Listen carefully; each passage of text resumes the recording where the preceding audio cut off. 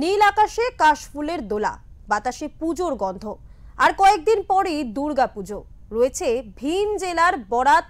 আর তাই জোর অনুশীলনে ইন্দাসের সাহসপুর গ্রামের মহিলা ঢাকির দল।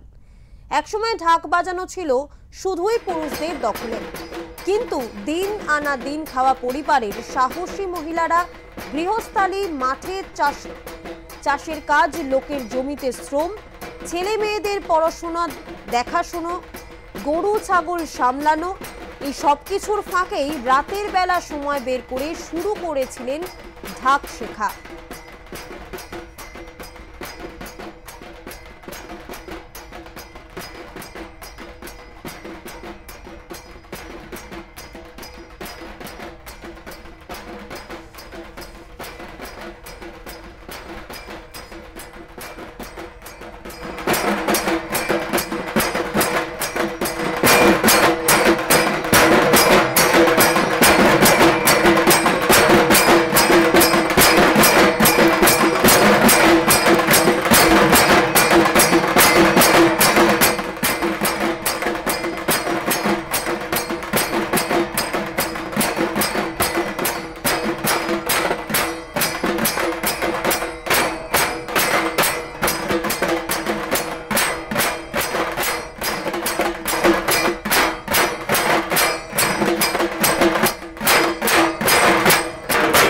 যে শিখাইছে সে দোকান আছে, আমরা বাজার ঘাট করি।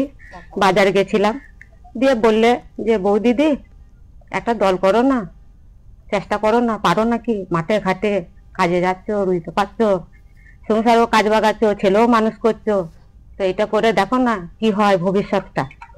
দিয়ে সেই বলে মাস্টার দাদের যে শিখুইছে তার কথা নিলুম।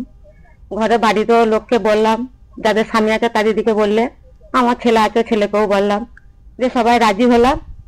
তারপরে পরিস্থিতিটা নিলাম, দিয়ে সেই থেকে আমাদের 10টা টিম হলো। 10টা টিমেতে মেয়ে আর ঢাক বাজানো আমরা শুরু করুন। কজন আছেন আপনারা মহিলা? আমরা আছি 5টা ছেলে আছে, 10টা মেয়ে আছে।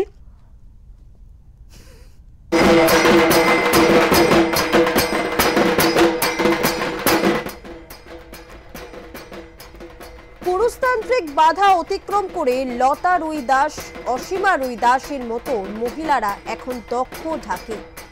নৈহাটি ও স্থানীয় বিভিন্ন পুজো মণ্ডপ থেকে বরাতও মিলেছে, তাই শেষ মুহূর্তের মহড়ায় ব্যস্ত সাহসপুরের মহিলা ঢাকির দল।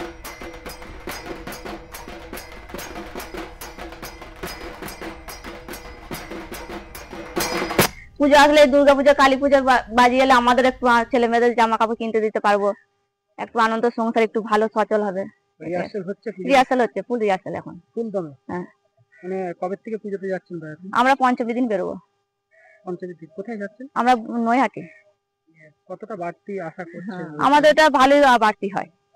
হ্যাঁ, ভালোই বাড়তি হয়। এটা আমরা আশা করছি যে আপনাদেরকে জানাচ্ছি যেন আমরা আরো উপরে যেতে পারি, আমাদের ম্যানেজারের নামটা যেন রাখতে পারি, এই আশা আপনাদের কাছে। আমরা আরো দূরে যাওয়ার চেষ্টা করছি। এই আশাতেই কি সারা বছর?